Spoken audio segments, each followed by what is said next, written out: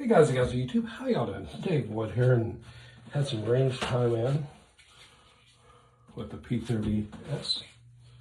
Actually, it's SK. Okay, so short curts. So what says K is usually curts for HK, right? Anyways, as usual, let's go ahead and go to the drop mag. Mag's clear. Finger off trigger, blah blah blah. Now we could just draw the action back. Empty mag. Chamber, or rather no mag, empty chamber. You could put your finger up there if you want to.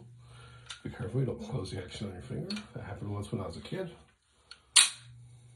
And you could just drop the trigger, but you know, the old-fashioned way like we used to do, but they do have a decocking lever right here.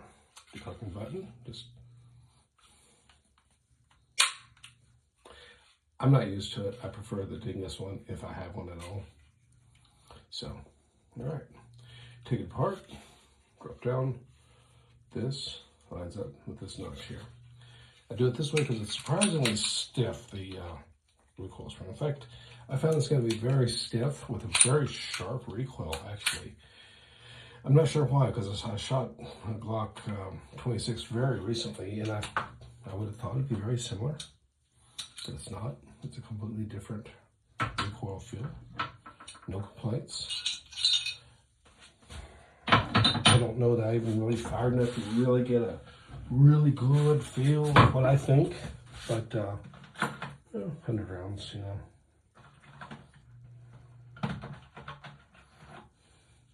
I have opinions.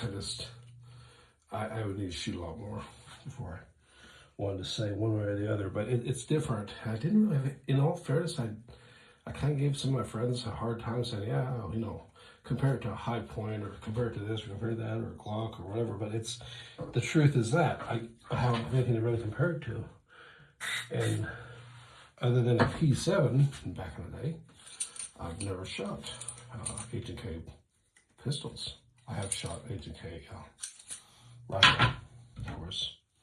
Right? We all have MP5s, HK33, HK21, or HK91, HK93 if you prefer, if you have the semi-auto only. In my case, the one I was talking about, the MP5, was a department gun, so that's why I was shooting that. But very nice triggers. I do like H&K.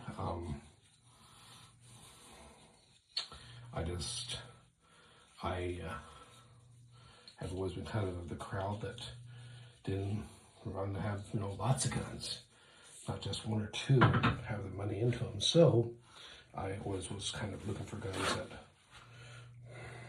I felt like, you know, I could have more of. So obviously HK kind of priced it out for me, and some of my friends, whatever you want to call them, kind of fed the fire a little bit. You know, they kind of, sometimes they're a little bit snooty, and I've never understood that. I've never understood why you might potentially drive away people that possibly could become part of one of the best communities and cultures out there by, you know, telling them, you know, you'll never have an HK. Or, yeah, you know, I'd buy an HK pistol, but that's like a year's wages for you. You know, and I've heard things like that. And it's going to be funny if you're talking with well-known friends, people that you know, but as an introduction to people, I mean, seriously. Let me know if you've ever heard that, or you've ever had to been subjected to that. And I'm not one of those people getting up on a soapbox talking about, you know, bullying this and this person unallowed because of that. I'm not talking about that. But it's just everything like that's unnecessary. It can tear people down, even when you don't maybe really mean to. I say this because, you know, okay, it's one of those stories of, hey, you know, it's like being picked last on the school team or whatever, or better yet, not being picked at all, and you know, you feel something getting thrown at you and it hits you in the back of the head, that kind of stuff. And if you've never known that, that's cool, actually. But unfortunately, I think too many people have known that or have been guilty of doing that. I mean, it comes in different forms. There's, you know, the loud and noxious hee-hawing, And then there's a quiet one, like, you know, it's a friend of mine, we're shooting, and I'm going to give it a happy ending without making myself sound like a narcissist and say I saved the day, but we're just out shooting, okay? Just having a good time out in the woods, actually, back in those kind of days. And this woman came up and made some pretty strong anti-Second Amendment comments and talking about the children and stuff. And for better or for worse, my buddy fed right into it. And I watched him go from making possibly semi-reasonable comments to comments that you shouldn't be making to anyone, much less somebody you just met. And I want to make it sound like I saved the day because I kind of calmed things down a little bit. Just made it sound like it was a joke, you know. And we laughed about it, or I laughed about it, I should say. And I thought it was fine.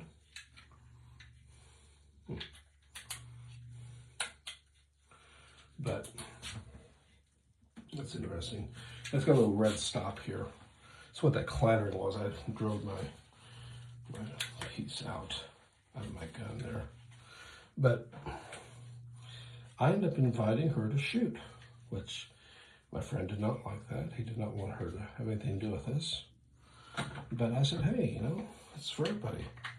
Now, granted, she became kind of a lifelong friend, and she prefers single-shot handguns like, you know, rifle-type cartridges.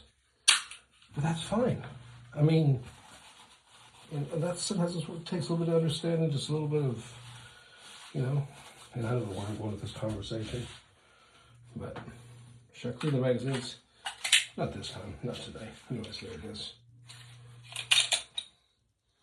It's pretty clean. I'll probably revisit it, but I feel I have more time. Actually, you know what?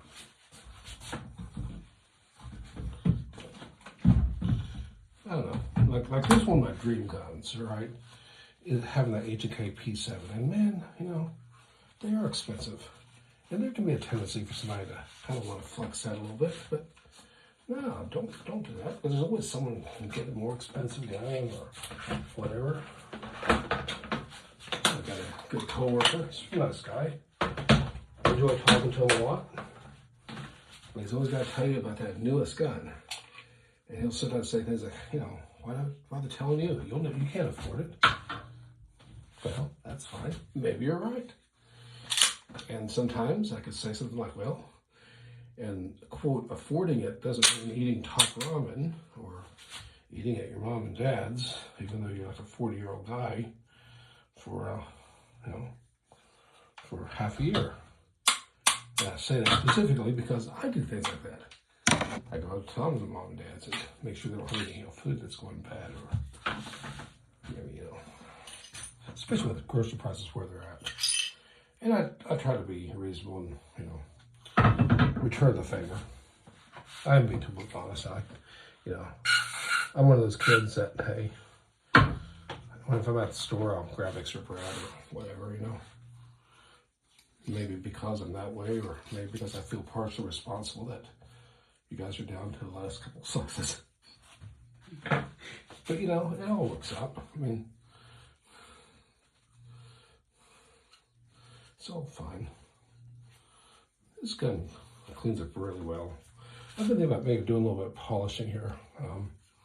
It does not like Fiocchi. I don't know why. I mean, it really doesn't like it. It's okay though, I guess.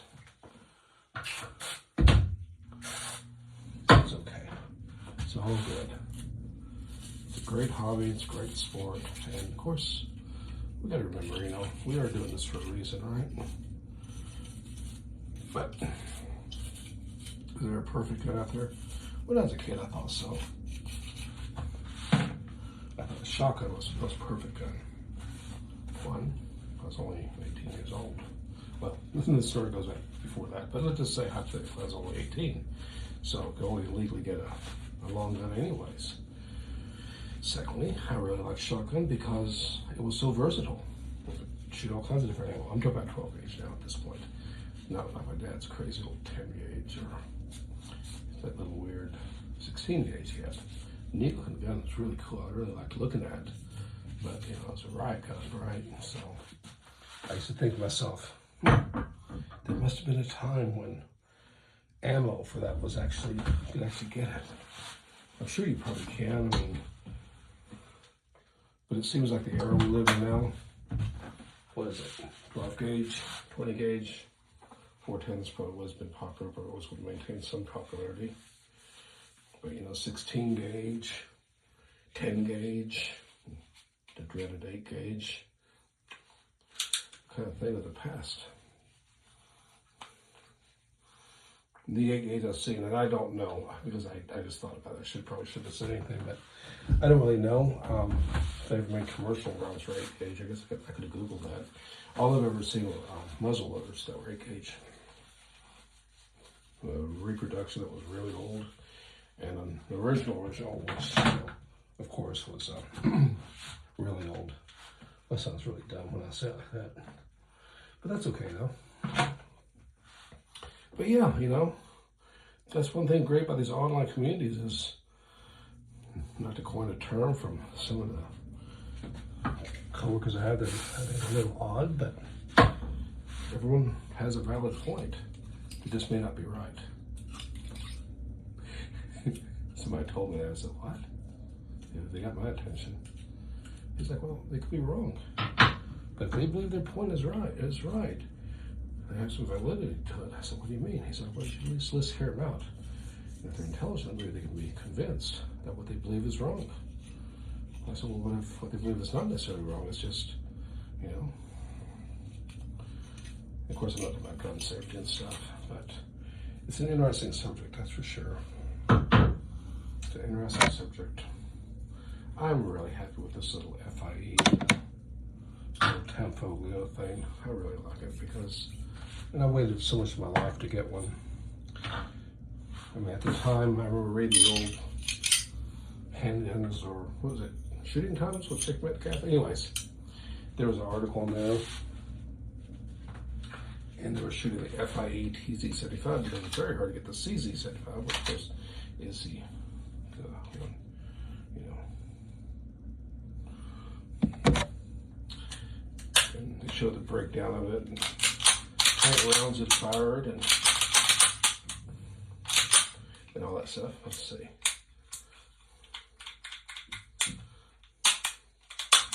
Double action still works. Flashlight still works. I do need to do, I will say one thing, that shooting it with that, I shoot it with the flashlight mounted just because I wanted to use it just how it's going to be used. And I do like streamlights. I'm trying to embarrass myself. Yeah, well, I like streamlights, Surefire, Maglite. I've had them all over the years. This particular one is a Surefire. It's good though. It's fine.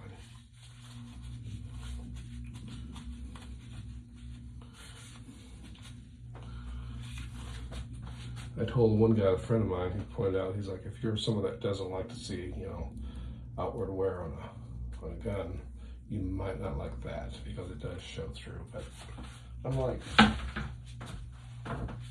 before I started saying something, maybe a little bit, you know, not hurtful, but a little bit, you know, like, I thought about what my other friend had said, like, well, they may have a valid point. It does kind of. If you're one of those people that, you know, you like they're going to be perfect all the time. So my response, no problem. Support local business. Buy 2 guns. Keep one pristine. Because, you know, I had a shotgun. I've had a rifle that maybe I slipped and fell, or maybe I was going through a pond this winter time and I had to peep out and feel the ground or use it for kind of a walking stick or whatever. I mean, they're tools, right? They're for using. But does that mean that you have to, enjoy getting that first ding in the wood. The plate becoming all shiny and stuff. No, I don't think so. I mean, it's going to happen. If you don't want it to happen, then use a gun. And I mean that completely, and honestly, like, no harm in it. I think that's fine. Originally I was kind of kidding when I said, well, just buy 2 guns, but that's fine. Buy 2 guns.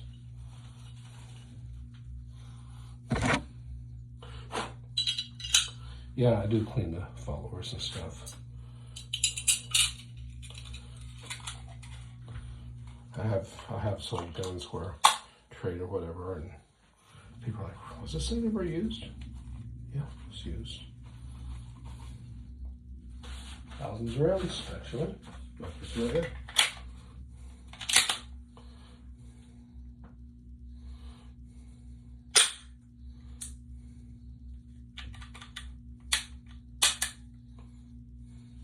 But very bright. I like that. Hold on. Let's try to have some fun here.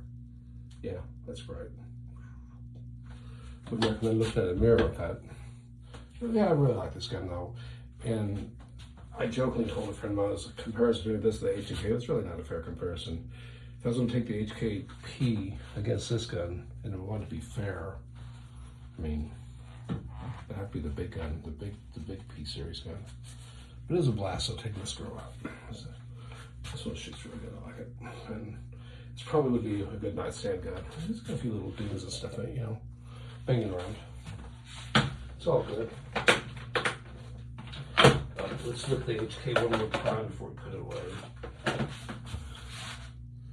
It has a nice look to it. I really like the length of the rail through here. Did I get all the gun keys off of that? I'll give it a little bit of a quick clean up with this rag here. I cleaned it with a little bit of rubbing alcohol, mostly just to make sure I got the residue off.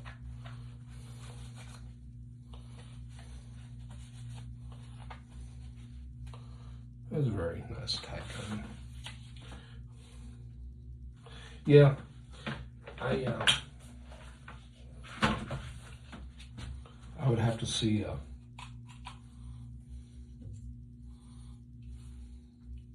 I would want to see it